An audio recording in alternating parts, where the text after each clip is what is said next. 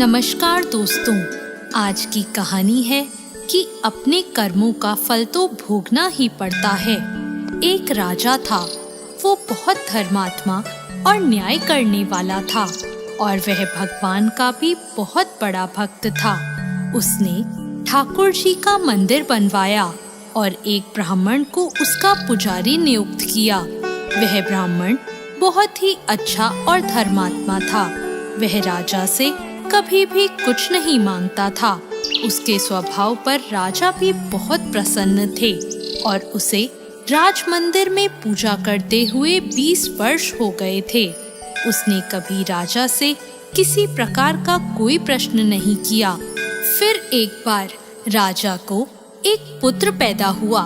उसने उसे पढ़ा लिखा कर बहुत विद्वान बनाया और उसकी शादी एक सुंदर राजकन्या से करा दी।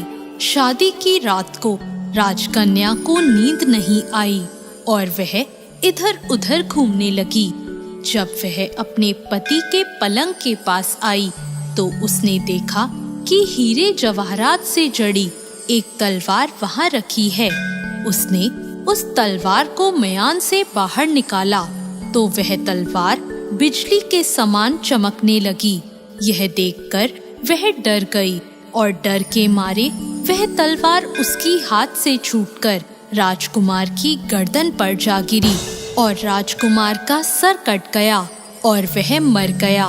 वह राजकन्या अपने पति के मरने से बहुत दुखी हुई और वह यह सोचकर बहुत डर गई थी कि अगर मैं सबको सच बताऊंगी तो कोई भी मेरी बात पर विश्वास नहीं करेगा। सुबह होते ही राजकन्या विलाप करने लगी और कहने लगी कि मेरे पति को कोई मार गया। लोग इकट्ठा हो गए और राजा भी आ गया। राजा ने आकर पूछा, किसने मारा है? वह कहने लगी, मैं नहीं जानती वह कौन था, परंतु उसे मैंने ठाकुर जी के मंदिर में जाते हुए देखा है।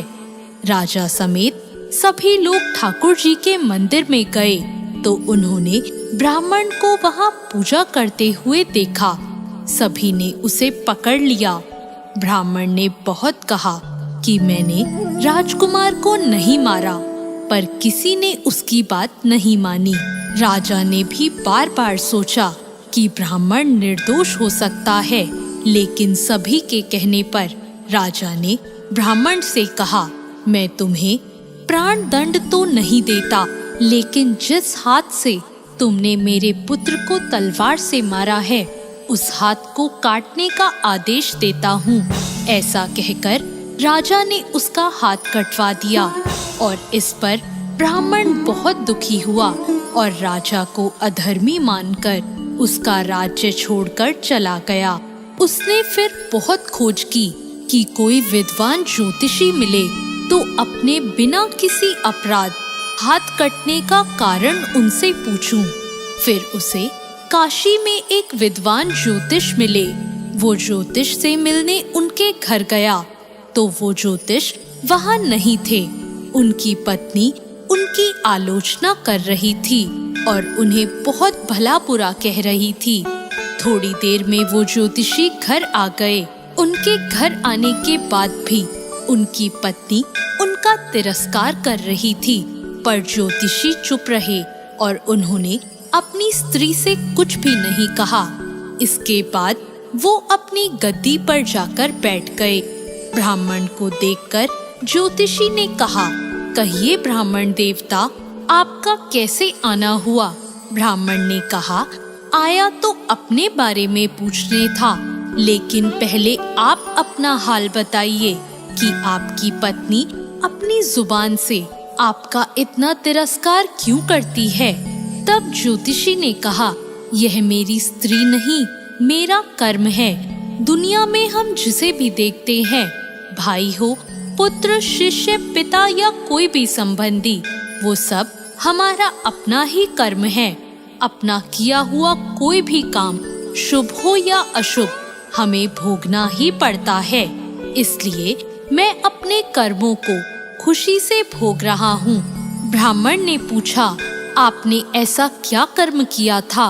तो ज्योतिषी ने कहा, पूर्व जन्म में मैं एक कौवा था और आज जो मेरी स्त्री है वो एक गधी थी जिसकी पीठ पर एक फोड़ा हो गया था और फोड़े की पीड़ा से वह बहुत दुखी थी। उस फोड़े में कीड़े पड़ गए थे जिन्हें खाने के लिए मैं इसके फोड़े पर चोंच मारता था, जिसके कारण इसे असहाय दर्द होता था। एक बार इसकी पीठ पर चोंच मारते हुए मेरी चोंच इसकी हड्डी में घुस गई और यह दर्द से तड़प उठी। मैंने भी चोंच निकालने की बहुत कोशिश की, परंतु वह अटक गई और नहीं निकल सकी। इसने सोचा कि पानी में मैं अपनी चोंच निकाल लूंगा और ऐसा सोचकर इसने गंगा नदी में प्रवेश कर दिया। गंगा का प्रवाह तेज होने के कारण हम दोनों बह गए और बीच में ही मर गए। तब गंगा जी के प्रभाव से यह तो ब्राह्मणी बनी और मैं बहुत बड़ा ज्योतिष बना और आज ये मेरी पत्नी बनी है जो कुछ दिनों के लिए मुझे अपने मुंह से गाली निकालकर मुझे दुख देगी, लेकिन मैंने चोंच इसे दर्द पहुंचाने के लिए नहीं मारी थी, इसलिए इसकी समझ एक दिन ठीक हो जाएगी और अपने पूर्व कर्मों का फल समझकर मैं इसे सहन कर रहा हूँ और मैं इसलिए ही शांत हूँ और उस दिन की प्रतीक्षा कर रहा हूँ जिस दिन इसका स्वभाव अच्छा हो जाएगा। अब आप कहो कि आप यहाँ किस लिए आए हो? ब्राह्मण ने अपना सारा समाचार सुनाया और पूछा, अधर्मी पापी राजा ने मुझ निरपराध का हाथ क्यों कटवाया? ज्योतिषी ने कहा, राजा ने आपका हाथ नहीं कटवाया, आपके कर्म ने ही आपका हाथ कटवाया है। इस पर ब्राह्मण ने पूछा, ऐसा किस प्रकार हुआ? तो ज्योतिषी ने कहा, पूर्व जन्म में आप एक तपस्वी थे और राजकन्या गाय थी तथा राजकुमार एक कसाई था। जब कसाई गाय को मारने लगा तब गाय अपनी जान बचाकर आपके सामने से जंगल में भाग गई। पीछे से कसाई आया और आपसे पूछा कि गाय इधर तो नहीं आई। आपने जिस तरफ गाय गई थी उस तरफ अपने हाथ से इशारा किया तो कसाई ने जाकर उस गाय को मार डाला। इतने में जंगल से एक शेर आया और गाय और कसाई दोनों को खा गया। कसाई को राजकुमार और गाय को राजकन्या का जन्म मिला एवं पूर्व जन्म में किए हुए कर्म ने एक रात्रि के लिए उन दोनों को इकट्ठा किया।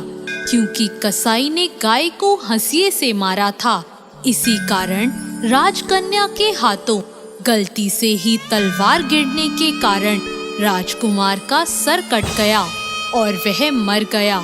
इस तरह अपना फल देकर कर्म निवृत्त हो गया। और तुमने हाथ का जो इशारा किया था उस पाप कर्म ने ही तुम्हारा हाथ कटवा दिया। इसमें तुम्हारा ही दोष है, किसी और का नहीं। ऐसा सोचकर सुखपूर्वक अपना जीवन व्यतीत करो। दोस्तों, यदि हम इस कर्म सिद्धांत को मान लें और जान लें तो हम किसी भी घोर कर्म का फल भोगते हुए भी दुखी नहीं होंगे। दोस्तों, कैसी लगी आपको आज की ये कहानी? ऐसी और कहानियों के लिए हमारे चैनल भक्ति ज्ञान को सब्सक्राइब करें। धन्यवाद।